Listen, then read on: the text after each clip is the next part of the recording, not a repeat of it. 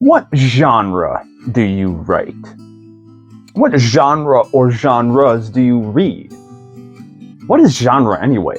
I found this is a more confusing question than it first appears, but it is a crucial question for every writer to tackle. So in this video, I will do my best to clarify the concept of genre.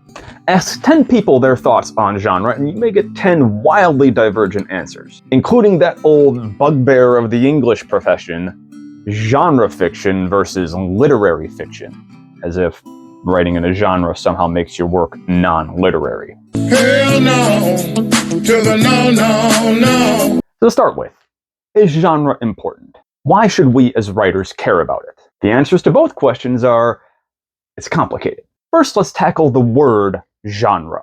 If you're familiar with etymology, not entomology, the study of bugs, but etymology, the study of word roots, and you really should be if you want to be a writer. It will help you with your vocabulary and add variety to your prose.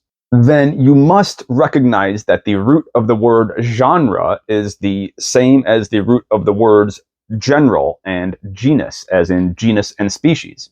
So genus is the category containing species, as in the genus primate, which contains apes, monkeys, Neanderthals, and us within its general category. The Cambridge English Dictionary defines genre as a particular subject or style of literature, art, or music. If we stick with the scientific nomenclature, we could call literature, art, and music the families under which the genuses or genres fall. So let's narrow our focus to the literature family or category, since this is a writing channel after all, and talk about how genre applies there. What does genre mean for writers? This is one of those topics, by the way, that I learned a lot about in graduate school for creative writing. I thought I understood it beforehand, but I understand it a lot clearer now. So I'm going to deliver you some graduate level knowledge. We'll see how much it helps you or not. First, the word genre is used in writing in its most general sense to talk about the different types of writing, regardless of content. So the genres, in a very macro sense, are prose, poetry, and scripting or drama. Now, prose is further divided into fiction and nonfiction. Poetry has its own categorizations. Drama or scripting is divided into playwriting, screenwriting, and scripting for comics and graphic novels. And these macro genres give us the majors that were available for me in my creative writing graduate program. For instance, I majored in fiction, wrote a novel for my master's thesis, and minored in screenwriting. So I did some of my early work in screenwriting and writing smaller screenplays. My cohort included people who were writing plays, poetry books, memoirs, and screenplays. So through workshopping, I got a taste of all of the various macro genres, and I have been teaching my students how to write in all of those genres for the last 10 years. But most people outside the professional writing world think of genre in a different way. They think of these genres of fiction, for instance, along the lines of sci-fi, romance, western, horror, mystery, or whatever else. In other words, people think of genre in terms of bookseller categories. Decades of deliberate marketing have trained us to categorize fiction in our heads the way booksellers categorize it on bookshelves. Now, there's nothing inherently wrong with this view of genre per se. It's natural for humans to chunk things, to categorize them with like things, to distinguish them from unlike things. And the more alike the things we're trying to separate and categorize, the finer our points of distinction will be, and the more nitpicky we'll be about what work falls into what genre. This is kind of how publishers and booksellers want us to think. They know that those of us who like some magic with our reading will gravitate towards the fantasy section. Those heavily invested in relationship drama will lean towards the romance aisles, while those who want fiction that reflects real life will hang around those areas that showcase general fiction, or mainstream fiction, or sometimes broadly categorized as literary fiction, even though much of it is not any more literary than the genre fiction it's distinguished from. Categorization here can be pretty arbitrary. But then all genre labels are ultimately pretty arbitrary. even at the most macro levels. Is the Iliad poetry or fiction? Is A Midsummer Night's Dream drama or poetry? And if we were to break it down to further categorization, are they fantasy or literary fiction? If fantasy, high epic fantasy, urban fantasy, or magical realism? The point to remember is this: genre labels are a tool to sell books. Nothing more. Does this mean that you can completely forget about or ignore genre when drafting your work? Unhelpful answer, yes and no. More unhelpful answer, it depends. If your primary goal of your story is to tell the story you want to tell the way you want to tell it, and the only further hopes you have for it are that maybe someday someone will read it and enjoy it like you have, then feel free to ignore genre. Your focus is 100% on the story you want to tell, from the brainstorming step to the final draft. If that's your goal, you never need to consider any reader's experience but your own. However, if part of the goal of your writing is to find an audience for your work, then genre will have to come into play, at least a little bit. If you're trying to traditionally publish your work, agents, publishers, and booksellers are going to want to figure out how to position your work in the market for it to sell. In order to maximize eyes and sales, then, those who sell books want them to be seen and potentially chosen by as much of the target audience as possible. That means they need to figure out your book's target audience. No book is written for everybody, and choosing a target audience necessarily involves the choice of genre. Now, querying traditional publishers with your work is a skill on its own and deserves its own video, but I'll sum up the basics here. In traditional publishing, you're selling your work to a publisher, yes, but that publisher isn't your real customer. They're not really buying your book. Your real customer is the end reader who buys your book from the bookstore. The publisher isn't so much buying your book as they are buying the potential profits they could make from the sales of your book.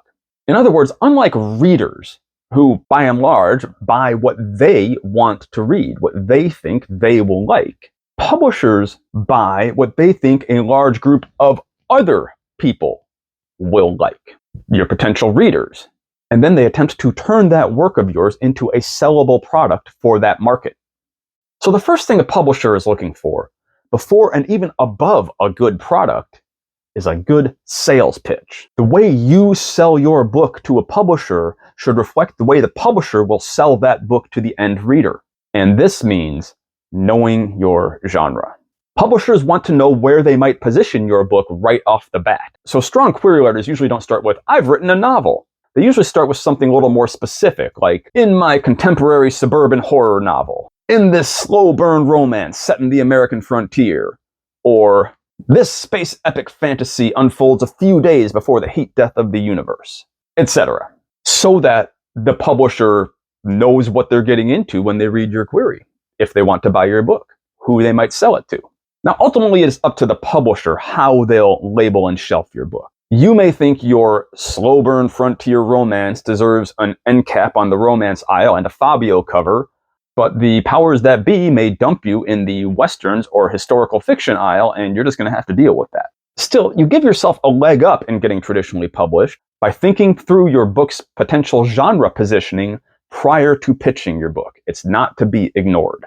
That's the deal when you deal with publishers. But what about self-publishing? If you self-publish, can you ignore genre then? Sadly, no. Not if you want to generate decent and sustainable sales. In fact, positioning yourself via genre might be even more important for self-published than traditionally published authors, particularly if you want to make sales.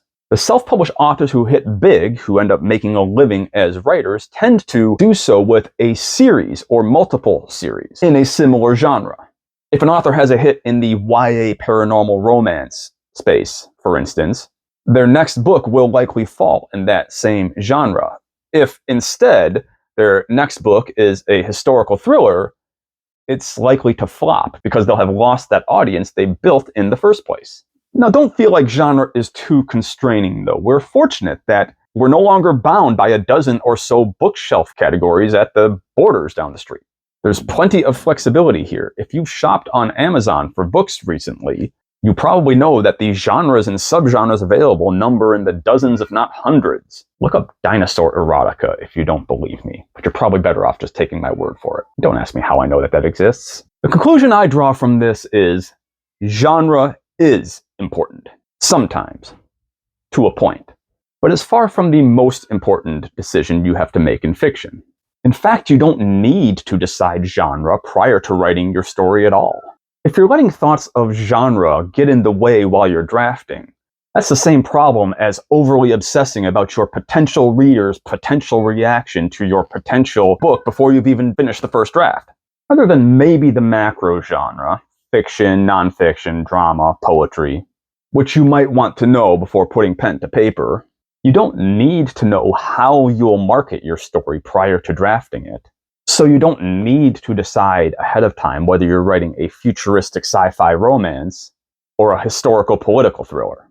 I would make my decision here based on what serves the story and characters, not on what I think meets the genre expectations. I'm not saying you shouldn't think about how you might pitch your book, pitch your end product while you're drafting. I wrote more than a dozen pitches for my novel while I was drafting it during grad school. But these considerations are secondary. They shouldn't come to the fore until the editing stage, and even there, they aren't your primary concern. That's still always the story and style. Genre expectations do play a role in how your story will appeal to your target audience, so you shouldn't completely ignore them in the editing stage. But again, you shouldn't make this a prime element of focus until it's time to pitch or market your book. My takeaway is that genre is an important element of writing, but it's far less important than you telling the story that you want to tell in the way that you believe it should be told. Have an idea for an epic space opera taking place in an Old West-style frontier in space and featuring romance and political intrigue at the story's core with a deep dive into the power and importance of faith? Go ahead and write the dang thing. Who cares if it fits equally well into 8 different genres or none at all? If the story is good, it will find its audience in time. Don't think, what genres do I want to write? Think, what story do I want to write? And write it. Genre specifications will come in later. And never forget, like everything else in writing, genre is just a guideline. There are no hard and fast rules. And genre is mostly arbitrary. There's no central authority or gatekeeper telling us what qualifies as a historical thriller, a cozy western, or an urban fantasy. These are just loose abstractions tacked onto concrete pieces of writing to help our lazy brains to categorize and a little bit prejudge them. I said I was going to help clarify the concept of genre in this video, and I'm afraid I might have muddied it up a little bit instead, because there's sadly not one simple answer to the question of genre in writing. There are many answers from many different directions. Publishers, booksellers, authors, readers, and critics will all have their own ideas on genre. But hopefully you now have a grasp on some of the many meanings and applications of genre, and ways to think about it in your own writing. If you have further questions on genre, or your own insights into the topic, please post them in the comments below. Like the video and subscribe to the channel while you're down there, and consider clicking the join button. Becoming a member will get you access to exclusive content and other cool stuff for a tiny price per month, and you will be helping me to continue making more and better videos. You don't have to, of course, but I appreciate it immensely. A million thanks to these guys who have already done so. If you consider jumping on the bandwagon, I would be forever your fan. Either way, though, until next time, my friends, enjoy all the genres, and good luck and good writing. Peace.